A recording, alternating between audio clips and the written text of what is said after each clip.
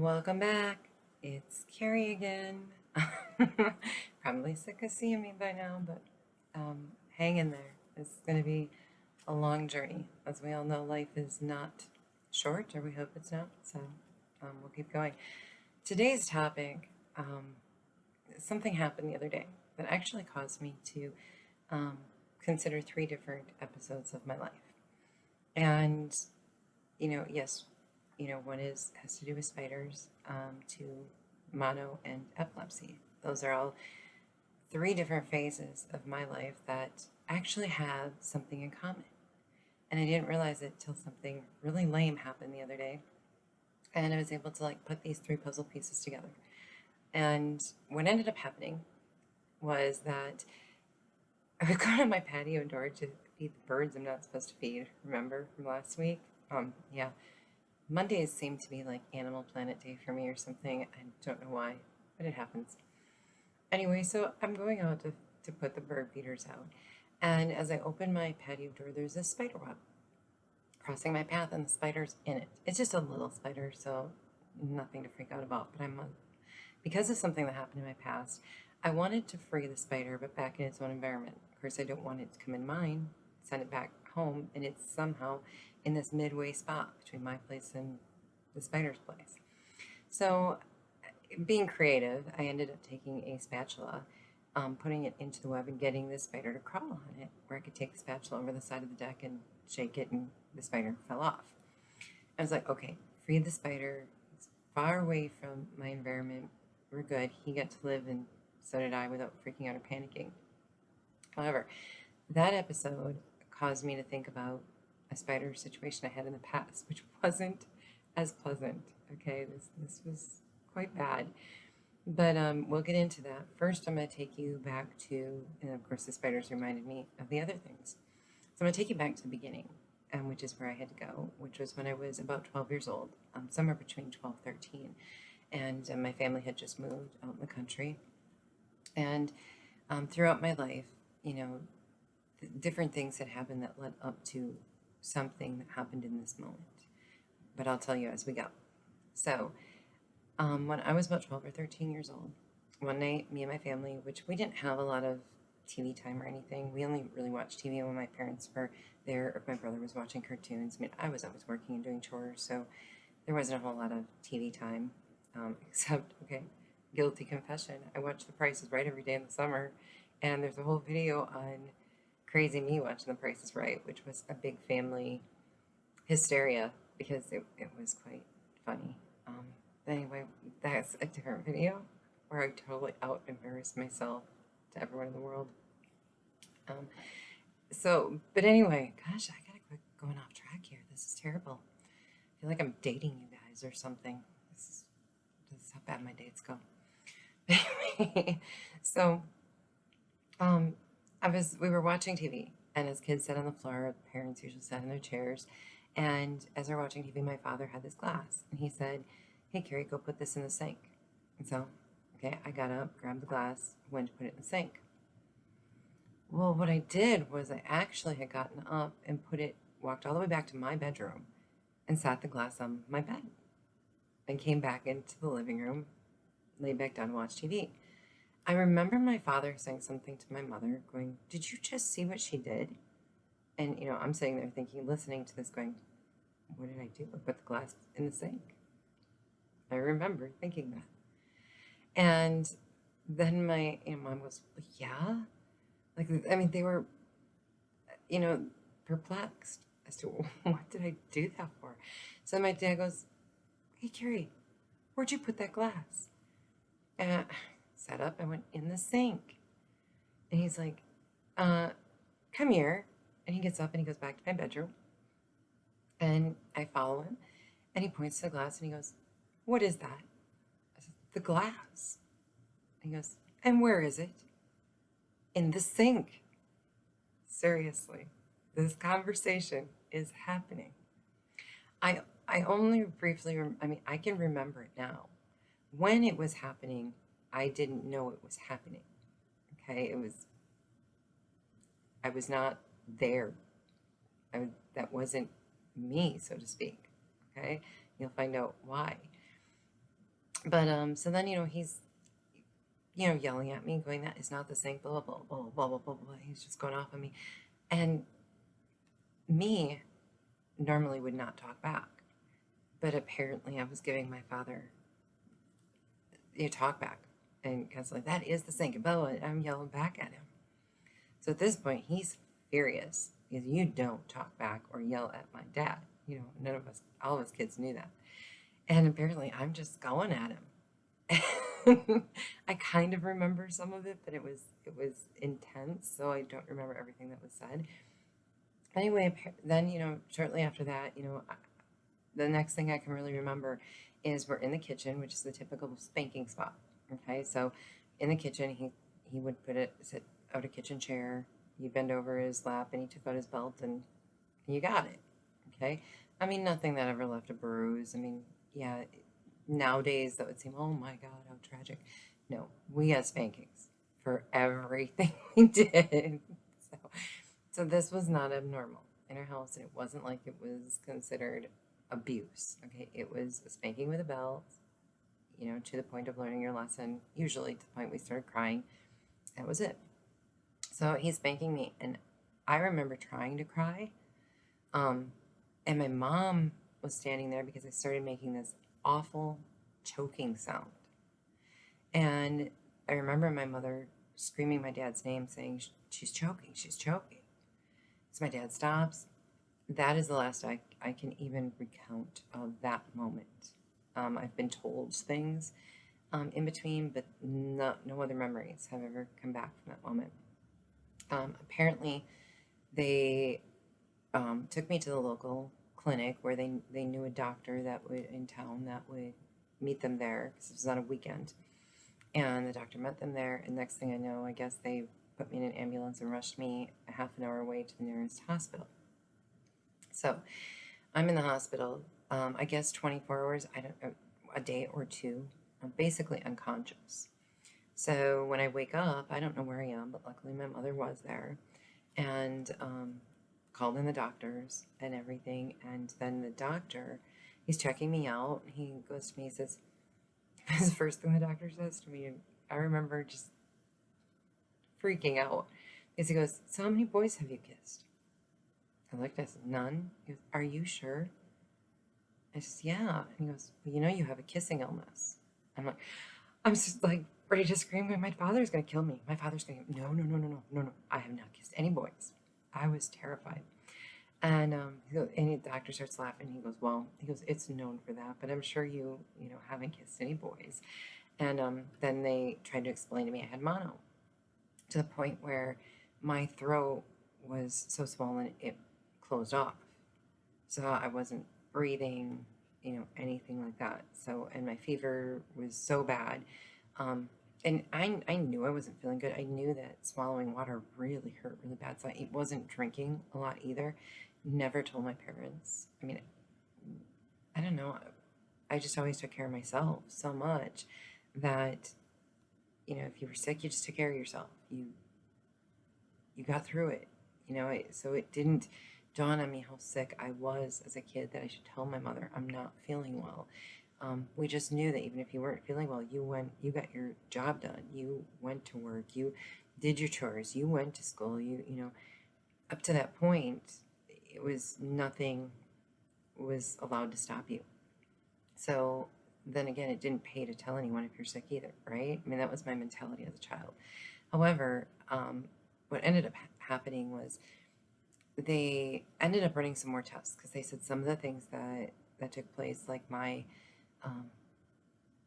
I don't know, brainwave activity or something, they were concerned with, because previous to that even, there were some signs of stuff. And I remember people coming in, I don't know if these were detectives or police or what it was, but coming into the hospital too and asking me if I took anything, if there was any drugs in my system, stuff like that, because they were concerned about that, and for my blacking out.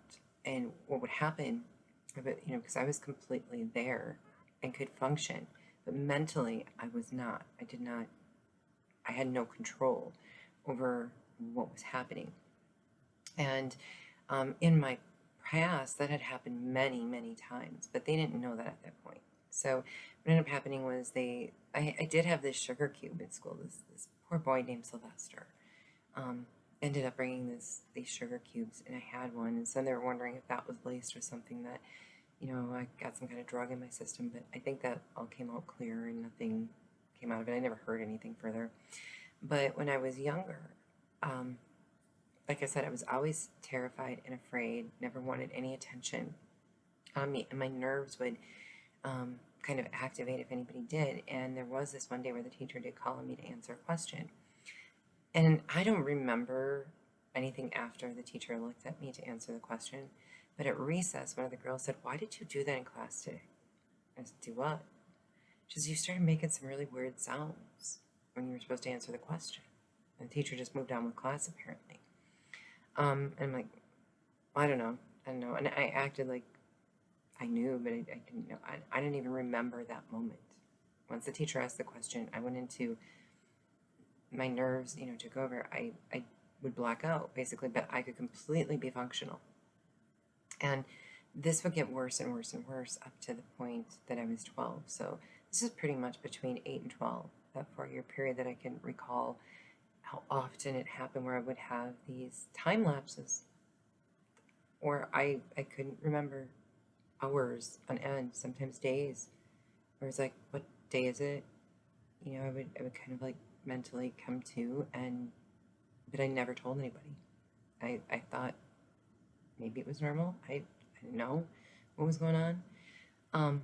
So when I was in the hospital, they did realize they ran some EKGs, because apparently during this period of time I was either coherent and then not coherent, and bouncing back and forth between stuff. So they did run a bunch of EKGs and did a bunch of brainwave tests and scans and all this stuff. I think I was in there a week, maybe 2, in the hospital. And one of the worst things, it was great. I got to eat all the popsicles in the world, which I thought as a kid was fantastic.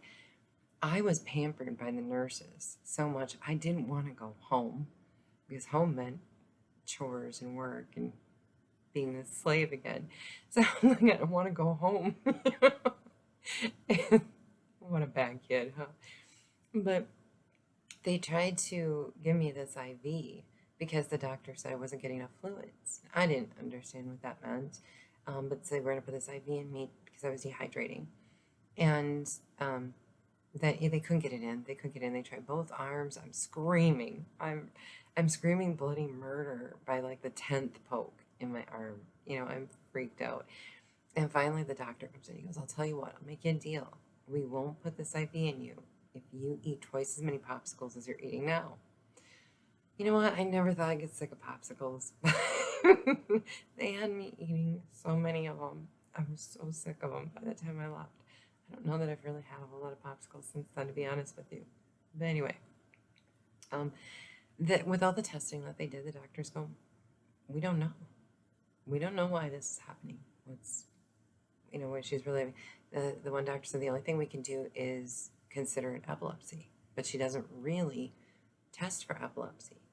But she could be having what's called grand mal seizures, meaning that the seizures are stopping me from communicating with my brain, so to speak, and my body and my brain just kind of taking over and doing its own thing.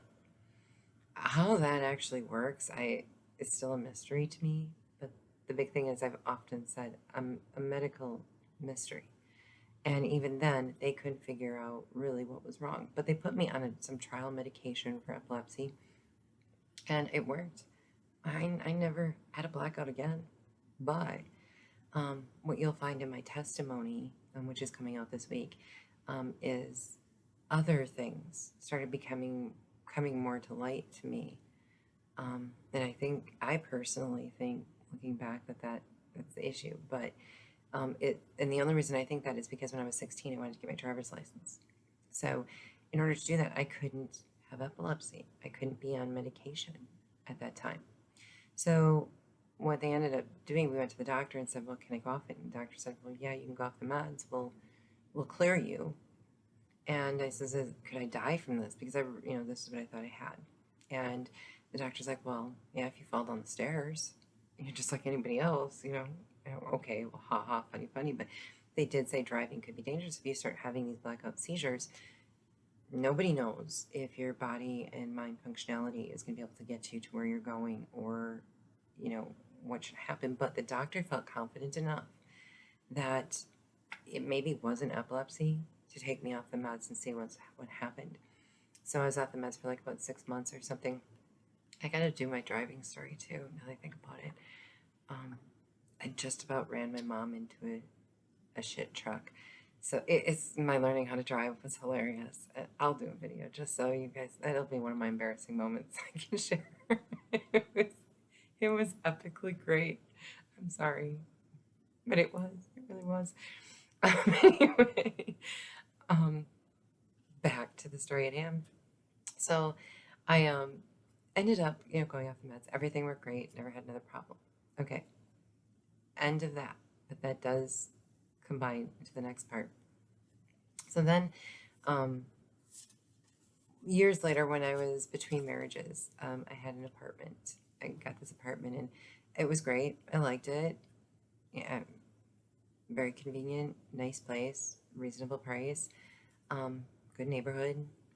But several times I'd be sitting watching my television, and like behind the pictures I had on the wall, these big spiders. I mean, I'm talking like gigantic spiders this big. I mean, their bodies were like half that size. Okay, of the body, and then they had those really long legs that didn't like lift their body off the wall, but spread out.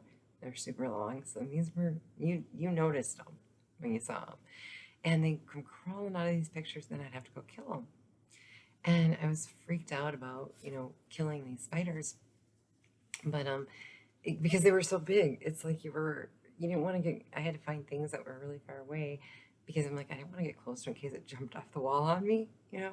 Typical freaking out like people do with mice, but I don't. But anyway, this started happening with the pictures. Then I would see them like behind my nightstand or by my nightstand in my bedroom, which caused me to think, I wonder if they crawl in bed with me at night. I don't know where these spiders are coming from. Then I would start walking out my front door, and there were times there were so many spider webs out my front door. I mean, you literally had to clean it to walk out of my place. Now, my landlord did notice this, so she came and decided to, spray the doors and stuff, because it seemed like they thought the spiders were from the outside coming in. Okay, which I thought, well, that must be too, and I don't know how they're getting in here. So we put, fumigated the patio door and the windows and the front door to make sure the spiders couldn't get in. That was a bad idea. Let me tell you why. Because the spiders were coming from the inside trying to get out. Did not know that at the time. But anyway, when I'm living with these spiders, one day, this is a couple weeks now, we're going, and by like week 2, there's so many of them, they're crawling out of my bookcase. One time I opened a book and there was a spider in it. So, it would give you the creepy crawlies, but to be honest with you, I got so used to it, I didn't even jump. I was like, oh, there's another spider, kill it. And one day though, I was sitting right before I was getting ready for work. I was sitting at my kitchen table with my morning coffee, listening to the radio, and all of a sudden, I just kind of catch this out of the corner of my eye. From my ceiling fan right above me, the spider fell from the ceiling fan into my cup of coffee. And I'm like, oh, okay, we're getting a little too close to home with these spiders. Now they're falling from the ceiling fan. Okay, don't know what to do about it, but I'm like, I might have to fumigate in here, because clearly enough of them got in that, now maybe they won't go out, so I'm going to have to fumigate this apartment. Couldn't really afford it at the time. I had to wait till I got paid. So I went another week, and I couldn't have been more happier that I was getting paid that day, because it was on a payday, and I was in the shower. And next thing I know, I looked to, my shower curtain, and there's a big old spider crawling down the shower curtain to my feet, right? And there's no place I can go. I'm trapped in my shower. trying not to fall where the spider can crawl on me when he gets to the bottom. So I'm freaked out.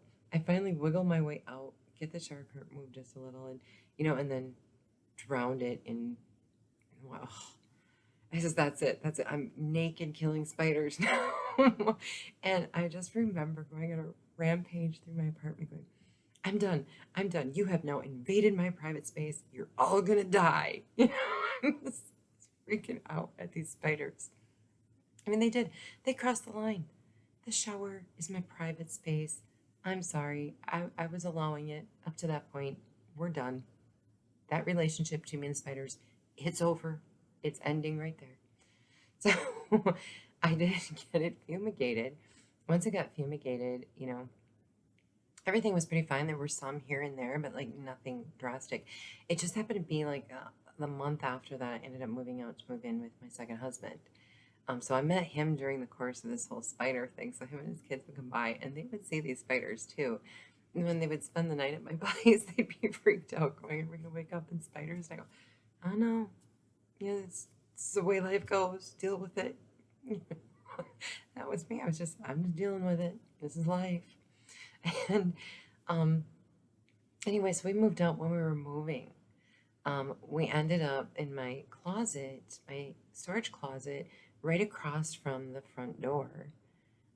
In the upper corner was the largest spider web I've ever seen, with the largest dead spider in it I've ever seen. And I really didn't go in there much. It was summer, so I didn't take jackets out of there or anything. So it never dawned on me to look in that closet. But yeah, there was I would say a mini tarantula. This spider was huge. And all I can figure is, that was a mama spider. She had herself some babies in my apartment, and that's where all these spiders came from, right? Well, did find out that had I gone to my landlord and told her the spiders were bad then and inside, they would have paid for the fumigation too and stuff. So, silly me, I ended up living with it for almost a month before, I got any help. I could pay for it myself. But, there was help. I just didn't reach out for it. Basically, the moral of the story, and I'm really glad this is going to be a shorter video, finally. But, not that I don't want to spend time with you. I love you guys already, so whatever. But we need to start having our own space and our own distance too. I get it. All right. I'm not going to be clingy here. Anyway. So, anyway, the moral of all three of them, what they all had in common, and why they were all clicking was one, now I choose to save the spiders versus kill them. Okay, because there was a point where I thought maybe by killing them, I was making them reproduce. They were coming back in swarms as armies to get me because I killed their brethren. I don't know. There were so many that it seemed like they were coming back to attack me because they got worse and worse and worse. So now I do save spiders if I can, and it doesn't matter what kind of spider. It looks like it can be the grossest spider ever. I will try to save it, but I take it in its place, in its environment. It doesn't belong inside in mine. But between the mono, the epilepsy portion of my life and the spiders, the one thing I learned about all three of them was I didn't ask for help. I needed help. I thought I could handle it all by myself.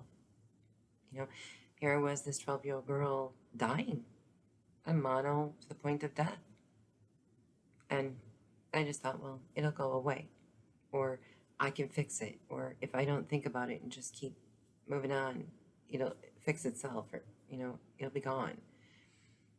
The same with the epilepsy portion, which I don't really think was ever epilepsy to begin with. That's my opinion.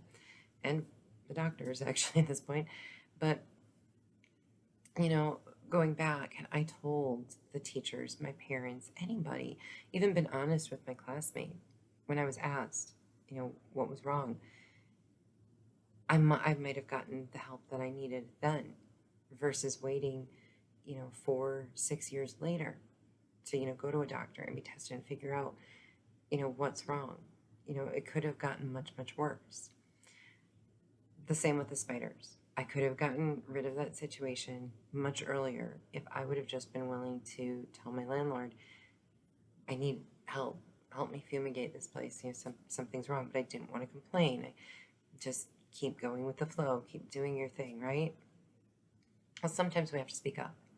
Sometimes, the voice of reason is help, okay? And we can't fix everything inside or outside by ourselves. And in the journey in the last 2 years, I did learn it's okay to lower your pride a little bit and let people know what's going on in your life. And don't be embarrassed, because you know what? The vast majority of things that you're going through or the emotions you're feeling, those trials and tribulations at some point have been felt by somebody near you. We just don't talk to each other because we're embarrassed to say, let's take men crying, for example. Men aren't supposed to cry. When I see a guy cry, I'm more in love with him than ever before, because you know what? He's got real feelings. He's got real emotions. He's not hiding it. That's more manly to me than a man hiding his emotions, building everything up inside of himself, and becoming aggressive or something, or just not talking, or letting it out. Getting help is a really good thing. It's healthy for you. It's healthy for everybody else around you.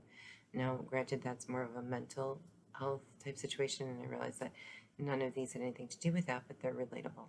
It's about getting help. And not to feel any shame. And if people are going to judge you, they're going to judge you. There's somebody who's not going to. And when they do judge you, you just have to brush it off and say, well, there's no value in what that person says to me because they're already a judgmental person. And go find somebody who's not going to judge you. Don't give up, looking for help.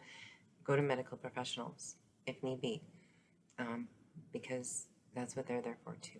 So, again, what do spiders, mono, and epilepsy have in common? For me, learning how to ask for help, learning to tell people what's wrong, what's going on, seek advice, seek guidance, seek wisdom from all kinds of places. As many of you already know, I chose my church. Well, not my church, I chose my pastor, and biblical counseling over, going and talking to a therapist. It just helped me versus, the help I was getting from a therapist. I tried both, but that's what worked for me. Keep looking for help till you find what works for you, because something does. And I want to see all of you smile. I want to see all of you be able to take all of these trials and tribulations to the point where it's like we just brush them off. It's like, yeah, that was no big deal. And no, you're not alone. You're never, ever alone in anything, even if it's just a spider infestation, okay? Turn that into your point of humor instead of your point of anger or frustration, okay? There's a way it can be done. And to end this, the verse that I chose is actually from the New Testament as well. My favorite New Testament, John chapter 16, verse 33, where they say, I have told you these things so that in me you may have peace. In this world you will have trouble, but take heart. I have overcome the world. And when I look at my situations, which were pretty scary, at one point at 12, I almost died.